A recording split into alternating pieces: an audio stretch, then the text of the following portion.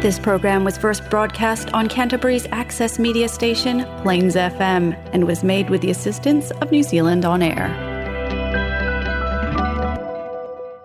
As we all know, parenting isn't always plain sailing. In fact, it can be downright tough. This week, Melissa and I, are going to talk about parents reaching out for support and that it's okay to not be okay sometimes. Specifically, we delve into discussing the Incredible Years program, a free Ministry of Education supported 14-week parenting program offered by us at Real Parents to support any parents who are struggling with the everyday challenges of, well, just being parents, as well as some specific stuff too. We discuss what it's about, who it's for, why it helps, and how you can get on board. Stay with us. Thanks for joining us for being Real Parents with me, Anna, and my colleague and buddy, Melissa from Monday Creative. We work in the parenting space, and it's here where we'll talk about our worlds as parents, the good, the not so good, and the hilarious, and mix this with what we know about behaviour and psychology. So, Melissa, how's your weekend been? Good. No, been very busy actually. My eldest turned 13. 13. He's got a teenager in the house. Nice. So it was really amazing actually. It was just a family focused weekend. She hasn't had a big party yet. She's still focusing on what she wants to do and figuring it out. And we just had a nice time with going out and about. It was beautiful weather and just hung out. But it's so weird thinking I have a teenager. Yeah, I was going to ask you, how was that feeling? Yeah, it doesn't seem like 13 years ago that I first became a mum. I remember when she was a three-nager, and it's just, I don't know, I'm a bit nervous, but I think I'm very biased, but she is a very cool girl and big heart and eldest child, great big sister. And I'm lucky at the moment. She's really good. I mean, God, we have our moments and things are happening and, we all have to take a few deep breaths. But, moving into the teenage years. And, what about you? You've got a teenager. How's it been for you? Yeah, my 18-year-old was my first experience of having a teenager, and 13 still felt quite sweet and young. And then 14 and 15 felt harder, and it felt like I kind of lost her for a couple of years. She was finding herself and wanting to be autonomous, and, that comes with its challenges, doesn't it? But we know too that in terms of neuroscience, what's happening is that their brain is just doing a great big redevelopment like it did when they were bubbas. Yes. And so they have to kind of be this new person in order to kind of reform, and that's pretty exciting. So what have I got to look forward to? I didn't want to put you off. I just hold on to this sweet spot for a while. 13. Sweet 13 is much, I think, like sweet 12. Yeah. My experience. I know. My experience. What have you got to look forward to? Just maybe pushing some boundaries. What else? Probably a little bit of, a bit more eye-rolling. It's kind of that recognition that you don't know everything. Like in the past you have been everything to them and knowing everything, and now they know that you don't. They're onto you. Yeah. And so for me that meant that, you have to give up. You're kind of letting go of some things, but you also get into much more complex conversations and think more, can talk much more kind of diversely and roundly, and that's exciting. They're coming into themselves, finding their independence a bit more, and their separation from you. Yeah, and their interests and the wider world and wider explanations of stuff. Just because you say something doesn't make it true anymore. Yeah. Oh, that's my 9-year-old's already challenging me on everything too. Good. Yeah, and I think it's hard. Gosh, I reckon little kids, little problems, big kids, big problems, in the sense of trying to deal with it. It's hard work. It's Relationship. Yeah, be a tree. Yeah. Hold steady, sway. Yeah, I think that's good advice. And she's off to high school next year, and I just fully expect. I remember going to high school. I remember that independence. I remember being 13, jumping on my bike and taking off, and I just have to think about that and how I was to my mum. It's a big transition, isn't it? It's a big transition that we don't give them a lot of credit for. Yeah. Change your school, change your friendship group. It's big. It's huge. It is huge. Oh, well, I've got you on speed dial. Call you every week. Just always saying, this is normal. Yes, yeah, you can be my reassuring, this is normal, you're okay. But we will come to a podcast about teens. Yeah, it's a good idea, I reckon. Yeah, totally. Stay tuned for that one. You're listening to Being Real Parents with Melissa and Anna on Plains FM 96.9. So we have lots of people asking us about the Incredible Years program, which we offer. So we were going to use this time as a bit of a kind of interview session around Incredible Years, what it is, who's it for, what it does, where to go, all those sorts of things. Exactly. So how about we start with that? Exactly, tell me, what is the Incredible Years program? So the Incredible Years is a parenting program offered here in New Zealand with support from Ministry of Education. So it's a free parenting program for children of ages 3 to 8. So not children, so the parents of children aged 3 to 8. And then also we do have a toddler program, which is for parents of 1 to 3 year olds as well, and that's a 12-week program. So two separate programs. Yeah. So the 3 to 8 is 14 weeks, and then the toddlers is 12 weeks.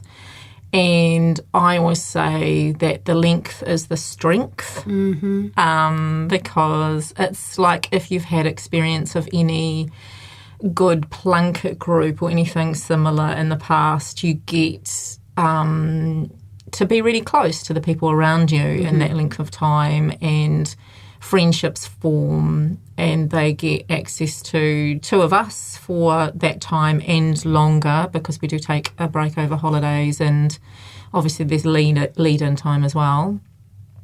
And you get a chance to practice what's being taught. And what's being taught is nothing new, so it will all be familiar to parents, but it's just taught in what we'd call the Incredible Years way, which is all based on psychology, written by a clinical psychologist in the States and adapted for Aotearoa. Okay, great. So it works like this. So for 12 weeks, say for the toddler program, parents come along to an evening or an afternoon session, which is once per week, isn't it? How long does each session go for? Yeah, so about 2.5 hours. Okay, so it's a commitment of 2.5 hours a week for 12 weeks, plus some homework? Plus some homework, but the homework is mostly practicing at home with your own children. Yeah, that's where we'd place the emphasis. There is a book that goes along with it if you wanted to read that too. Or, audio book, if that's easier. So who's it for? Any parent can get on board? Why would you come to you guys and do the Incredible Years program? Well, there's lots of different reasons. I mean, obviously, if you've got a kid in that developmental stage, you might just want to learn some things about your child during that time. You might want some more strategies for your kite, or you might be finding things particularly tough. Actually, I should say too, we do run Incredible Years Autism as well for parents of children who have autism. And you might have specific challenges that you have. So it might be that you've got a child that's finding it difficult to regulate their emotions. It might be you have a child who is particularly anxious. You might have a child who is finding it really hard to make friends. And so there's there's that as well. So we have a lot of self referrals, and then we also have referrals on from other agencies and organisations too. So is it for parents who want strategies on how to deal with their kids and their behaviour, or is it about the child's behaviour and how to deal with that? Well, the cool thing is that because the course is so long, the primary focus is on that relationship. If you know me well, you'll know that that's where I always come back to. Yeah. And so we spend a lot of time focusing on, getting to know your child. Yeah. Again, it's kind of like starting afresh, I think. I love the program because I do it every time with my groups. And in that we teach specific coaching. So some of that coaching is persistence coaching, academic coaching for, to support them with school and preschool and learning. We do social coaching, which is all about supporting them to be a good friend. And then also emotion coaching, which is all about supporting them through the big emotions that they will be finding or may be finding hard to manage. So there's that. And then, and through that we also learn how to praise well, how to... I'm just trying to think so we go from praise and then we move into kind of more sort of strategies, which is the routine charts and the sticker charts and how to get them to work well. Because I think we've all had experiences where they haven't. Yeah, sticker charts. Like, tell me about that. I've tried sticker charts and inevitably they just, I don't know, they fade away. What's a good tip to keep that going? Or is there an alternative to a sticker chart? If you want your child to behave in or learn new strategies or something, what's the best approach around that? So if you're going to use a sticker chart, it's to amp up a behaviour that you really want to see occur more naturally. So it might be something around using gentle hands or, so it needs to be about something really specific and it only needs to be about that one specific thing. So rather than it being a sticker chart for good behaviour, they get really clear on what is the behaviour that you want to see more of and have it be positively focused. So rather than on... this is Johnny's sticker chart to help him stop hitting. This is, Johnny's not hitting sticker chart. It's about Johnny using gentle hands. So it's so that you can praise. So you're pairing the sticker chart alongside the praise that you can give and the words that you will use to reinforce the behaviour in order that that child really starts to understand what it is that you want from them rather than what you don't want from them. Okay. You only really use a sticker chart for up to 2 weeks. Then basically it should be you should have already established that behaviour and so I think that's one of the things that gets in the way is that we run them too long and we lose interest in them and they lose interest in them as well. So it's got to be short and sharp. It doesn't have to be a sticker chart. It could be like a goodie bag. Like you see the behaviour and you go, whoa, that was super duper. Let's grab something out of the goodie bag. So it might be something like that. So it's not, or you might have a sticker for their hand or something. What else? And then the other thing is as well is that whatever the reward is has to be...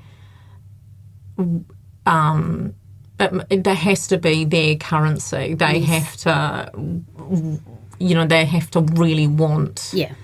A sticker's not going to work for an 8-year-old necessarily, is it? Yeah. No, it's not. It's not. And so it might be that you lead up to earning something that they want that's a bigger prize or pepper it with, adventures or, time together. It's about keeping the momentum around it because I think what we do is that we go, right, we're going to do a sticker chart around you being kind to your siblings And then what we do is we slap it on the wall and then forget Yeah. And then when we see them do the behaviour we don't want to see, we tell them off and then talk about the sticker chart again. So it gets paired with the negative behaviour as opposed to the positive behaviour. And the other thing that I love about sticker charts is that you could do them as a family. Sure. Yeah. So the Jones family is kind. And then so, we saw Mum unload the dishmaster. That's a kind thing to do for all of the family. So Mum gets a sticker. Yeah, she gets a sticker slapped on it. So it might be that the whole family has to get, 50 stickers and then you're going to do something together. That's a real treat. Yeah. So it sounds like there's a lot of emphasis around positive chat, positive behaviours and reinforcing those values. So is it about just reframing the way that you maybe relate to your child? What about taking away? That's the thing, isn't it? So sometimes you say if they're not doing what you want them to do, it's important not to take away that sticker, isn't it? Yeah, so we work, the Incredible Years works on a framework of a pyramid, if you like, and the whole base of that pyramid and until about more than halfway through is all positive strategies that actually only are geared to nurture your relationship with them. Yeah, so they're all about closeness and praising and connection and time together, that kind of thing. And we say 10 minutes a day of concentrated time with your child in order to do that learning that we talked about, learning about your child, connecting with your child. So an example of 10 minutes might be reading together or... Yeah, we would say play if we could. Reading together is a beautiful thing.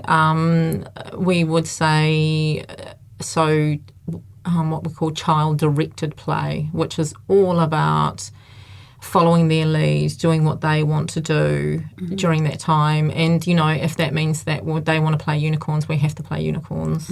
We have to be a unicorn. Cool.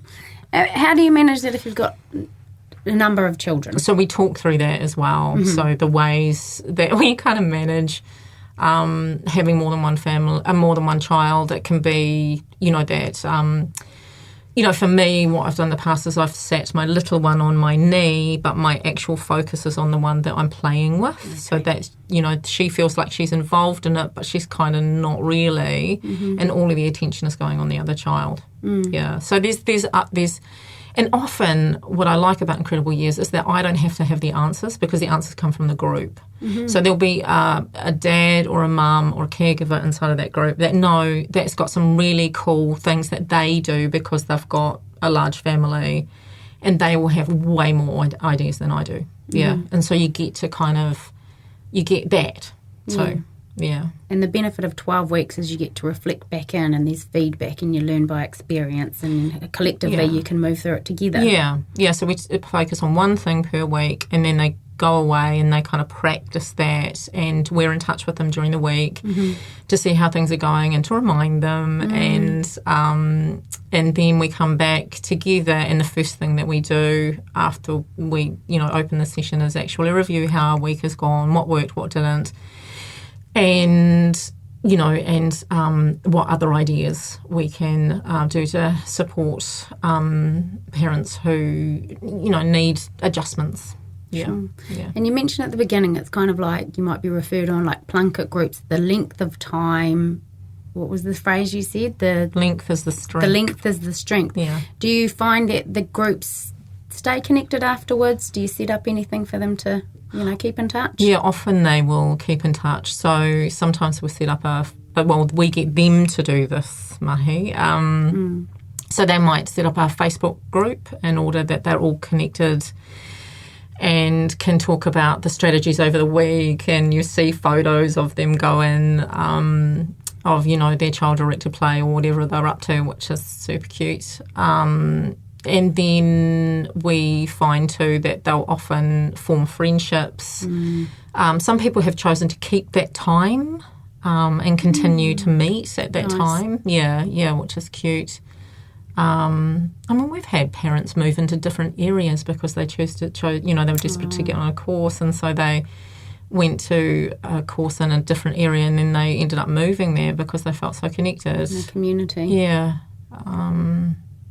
I imagine it's a space where if you're coming in and you are doubting yourself in your parenting and you're looking for help, it can be a very vulnerable space to be in. So there is a circle of trust, if you like, and there isn't it? It's very much a safe space for people to come into. Yeah, absolutely. That's absolutely right. We try and, everyone in the room is an expert, especially an expert in their own children. Mm-hmm. So they all know what will work and what doesn't work, and that's the kind of beauty of it, is that, it can be tailored, and it,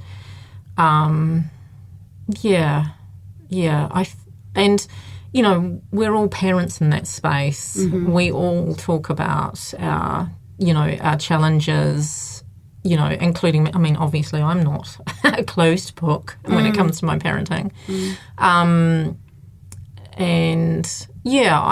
That's the sense that I get.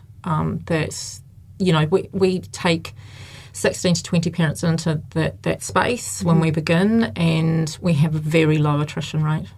Awesome. So if anyone listening to this is actually really interested, it's piqued their interest, what do they do to get on board?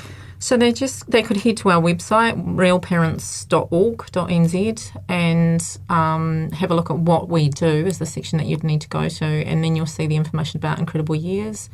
If you just contact us directly, we can get you organised to on the wait list for the next programs. We won't start those until around January, February next year, because we're already running group programs at the moment. And if you've got any further questions, don't hesitate again to either flick us an email or give us a call. Great. And just one final thing, the best way to contact you is anna@realparents.org. Yeah. And where do you run your programs? All over. So basically, we, as you know, are supported by Ministry of Education to run these. At the moment, we've got 2 at Rolleston, 1 online, and 1 at Spraydon area. So they let us know where they'd like us to be, and then we make that happen. So it could be anywhere in the wider Canterbury region. Yeah. Yeah, and actually we've delivered Incredible Years from Kaikoura right through to Ashburton. Oh, wow. Yeah. Okay. All right, so if anyone out there is listening and you are interested, give Anna a call. Send her an email. So Melissa's asked me to do the 3 top tips today. And I would say that number 1 is that Incredible Years is a parenting program that offers a range of strategies to support parents and help you feel less alone with your parenting. That's probably the biggest change that I see in parents, that they feel less alone, and they sometimes have said they feel like they have fallen back in love with their children. Oh, that's amazing. Number 2, we do have 3 specific groups available. We've got Incredible Years Toddlers for parents of 1 to 3-year-olds, Incredible Years, kind of the general group, which is for parents of 3 to 8-year-olds, and then we also have a parenting program for children with autism.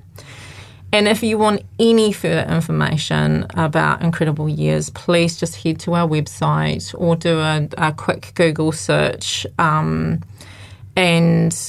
you'll find oodles of information about it, both here and overseas. Our website again is realparents.org.nz, and you would head to the What We Do section. Awesome, that's amazing. Thanks for that wrap up. And that brings us now to the end of this episode. For anything we've referred to today, as Anna said, head over to the Real Parents website. And if you're interested in tuning into any of our previous episodes, you can find them on the Plains FM website, which is plainsfm.org.nz, and search for Being Real Parents. Super, thanks for joining us today. We hope you've learned that while parenting is challenging sometimes, that's totally normal.